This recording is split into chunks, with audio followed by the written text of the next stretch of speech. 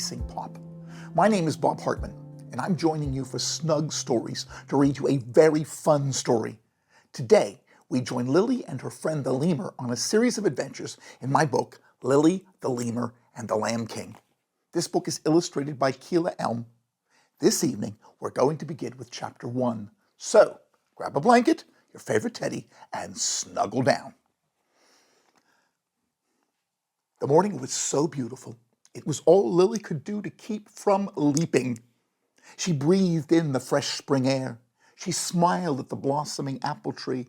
Then she turned to her friend the lemur, who was walking along the street beside her. "What do you want to do today?"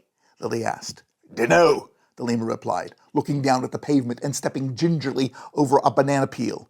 Something interesting, but also something safe." And that was when a lamb skipped up and joined them. Lily was surprised. "Haven't seen you before," she said, "but I like your pointy hat." It's a crown," chuckled the Lamb King, "but yeah, I'm the Lamb King." Said the lemur. "You don't look much like a king." "I get that a lot," the Lamb King smiled. And then he looked at Lily quite intently. 99,037, he said. 99,000 what? Asked Lily. "Hairs on your head," said the Lamb King, "just practicing." Then he reached out his arms as down from the sky dropped a sparrow. "Good catch," cried the lemur. "Thanks," grinned the Lamb King. But Lily gasped. "Is it dead?" she said. "It is, poor thing," the Lamb King replied, "but not for long." He breathed on the sparrow, and up it fluttered and flew away.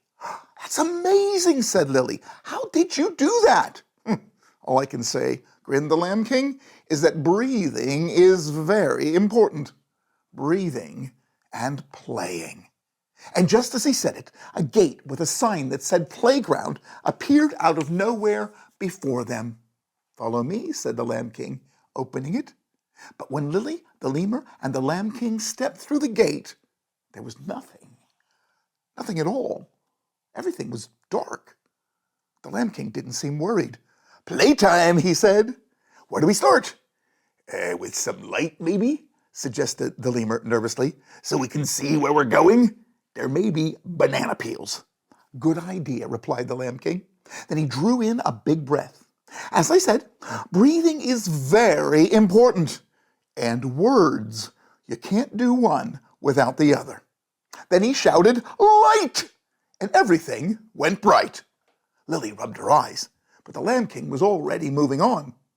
"What next?" he asked. "How about some sky?" And as soon as he'd said it, there it was, bluey bright and cloudy white. "What about water?" said the Lamb King next. And in a flash, they were floating in a sea, Lily and the Lamb King, with the lemur perched on the Lamb King's head. "I think I like the land better," said the lemur. "Then land it is," chuckled the Lamb King. "On the count of 3, let's all leap up. 1, 2, 3, and land!" And there was earth hard beneath their feet. Mountains and hills rose around them, and the water pooled into rivers and lakes and seas and pools. "Could we have some plants?" asked Lily. "My thoughts exactly," said the Lamb King. "What kind?" "Trees, grass, flowers," Lily listed.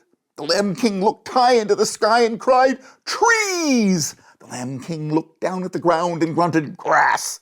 Then the Lamb King shut his eyes and leaned back his head and spinning round and round whispered, "Flowers." Lily jumped out of the way as a tree rose from the place on which she stood. Then she chased the carpet of grass as it spread across the ground.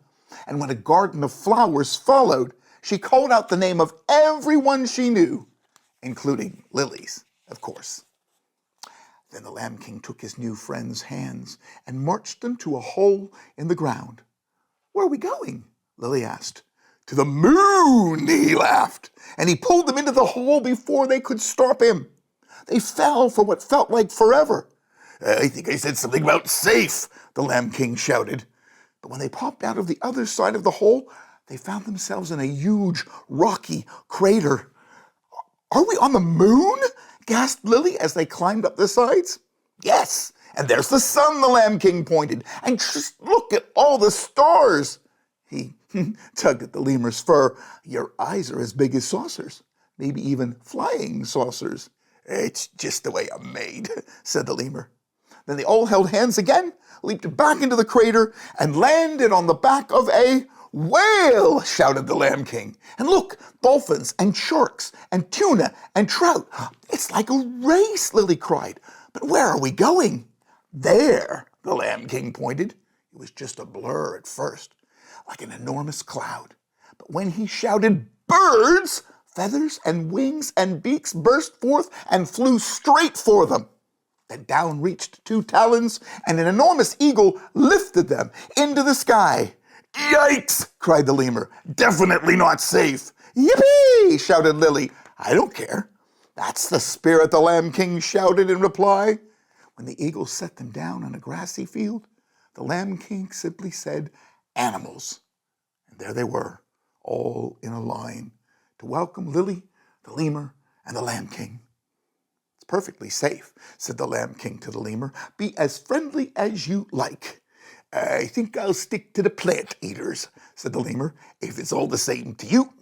But Lily patted a panther and played with a polar bear and tickled a timber wolf under his chin. And when they came at last to the giraffe, the Lamb King led Lily and the lemur dancing beneath his legs. Now it's time for my favorite word, the Lamb King grinned. And what he said was, people. And just like that, Lily, the lemur, and the Lamb King were back in the playground. And sure enough, people were everywhere, swinging and sliding, playing and picnicking, old and young, everyone. Can we do it again? Asked Lily. Another day, maybe, yawned the Lamb King. I think I need a rest. Me too, agreed the Lamb King. This day was quite possibly a little too interesting. Then the Lamb King stared at a bald man sitting on a bench. Stared quite intently. 47, he chuckled. Just practicing. The end. I hope you enjoyed that first chapter, and you're looking forward to the rest of the story. If you'd like your own copy of this book, you can buy it from the Good Book Company or from Amazon. Join me next Friday for Chapter 2 of Lily, the Lemur, and the Lamb King.